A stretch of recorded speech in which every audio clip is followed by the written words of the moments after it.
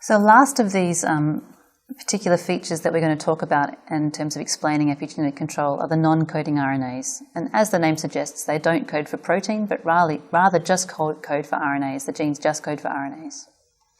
So there are many classes of these non-coding RNAs, and we're only going to think about three. There are classes that are small, medium in length, or long in length. And the ones that we're going to talk about, we're going to focus on the Pee-wee interacting RNAs, and that's because they are able to alter the epigenetic state. And secondarily, the long non-coding RNAs, again, because they seem to be able to alter epigenetic state by directing the epigenetic machinery. The additional one I'd like to start by talking about are the microRNAs, or mirs. So while these don't alter epigenetic state, they're important as a comparison to the Pee-wee interacting RNAs, or the pi RNAs, and also they're used very widely, or at least the biogenesis of microRNAs are taken advantage of for experimental systems widely throughout the world. So it's quite nice to talk about them anyway, even though they don't actually alter epigenetic state. So the microRNAs are really involved in post-transcriptional gene silencing. That is, they're involved in halting translation or in degrading the messenger RNA so that you'll get less protein product. But they don't go back and alter the epigenetic state of the chromatin.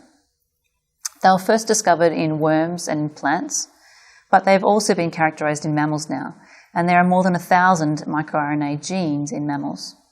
So these genes are found in the genomic DNA in the nucleus, and when these microRNA genes are transcribed, they make a primary microRNA, or a pri-mRNA. And these pri-mRNAs have these stem loop structures, and the stem loop structures, as you can see here, are recognized by the Drosha enzyme, which will then cut off that stem loop and have it exported from the nucleus. When it's exported from the nucleus, it'll be bound by a second enzyme called DISA. And once DISA has processed these pre-microRNAs now, then we have a mere duplex, so microRNA duplex, or indeed a small interfering RNA duplex, or an siRNA duplex. And these double-stranded RNAs are then loaded into the RISC complex, which is a complex of proteins. So this is where there can be two outcomes. The outcomes can either be that if there's some mismatches between the sequence that's found in this microRNA and a messenger RNA, then it can bind with this mismatch as shown here. And this actually leads to translational repression. So it will decrease the likelihood that the messenger RNA will actually be translated into its protein product. And this is what mostly happens in animal cells. So this is the primary function, the endogenous function of microRNAs. Whereas in plants, what primarily happens is that you get mRNA cleavage. So the microRNA is incorporated into the RISC complex. However, this time there's perfect identity. There's a perfect homology between the microRNA and the messenger RNA. And now the target is cleaved. And so if you chop up the messenger RNA, clearly the protein can no longer be translated. So this does happen in most cases in plants, as I said. But it's also, if we take advantage of this mechanism of gene silencing, of post-transcriptional gene silencing in any context by using siRNAs or small interfering RNAs, or indeed if we design a microRNA to have perfect identity, a perfect match, perfect homology with a particular gene of interest, then it tends to go through this type of mechanism, this mRNA cleavage mechanism. So we know that microRNAs are really important in development and differentiation, and that they really give a very fine level of control of gene expression at the post-transcriptional level. We also know that they're misexpressed in various diseases and in cancer, and we'll come back to this when we talk about cancer epigenetics in later lectures. But I think one of the interesting things, as I mentioned, is that these microRNAs, or the microRNA machinery, is harnessed in a lab-based setting to be able to do experiments. And this tends to be called knockdown or RNAi, so RNA interference. And this is used in many labs around the world, including my own. So I'll just spend another slide telling you briefly about how this relates to my work.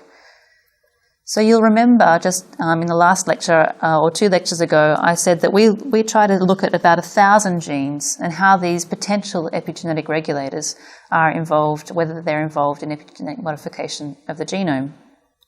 The way that we actually do this is that we define, we we build microRNAs that are targeting each of these 1,000 genes. So many, many microRNAs that individually target a single one of these factors, these 1,000 or so potential epigenetic regulators. And this means that we can reduce the expression of each of these in turn, because these will lead to mRNA cleavage and will reduce the expression of each factor one by one. And this really is a powerful mechanism to be able to study the function of these genes.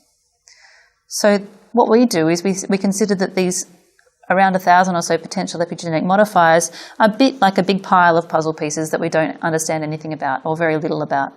And now what we want to do is go through and screen for those that perform a function in areas that we're interested in.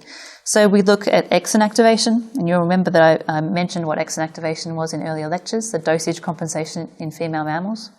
We look in different systems in mice, so the blood system, or in the brain, or in indeed in embryonic stem cells, so these early stem cells that have the capacity to form an embryo. And in each of these scenarios, what we're interested to do is say which of these puzzle pieces are really playing a role in each case. So it might be that we can, when we've performed these screens, that we'll be able to assemble how these puzzle pieces interact with one another in each of these different cellular scenarios and be able to piece together the mechanism of epigenetic control.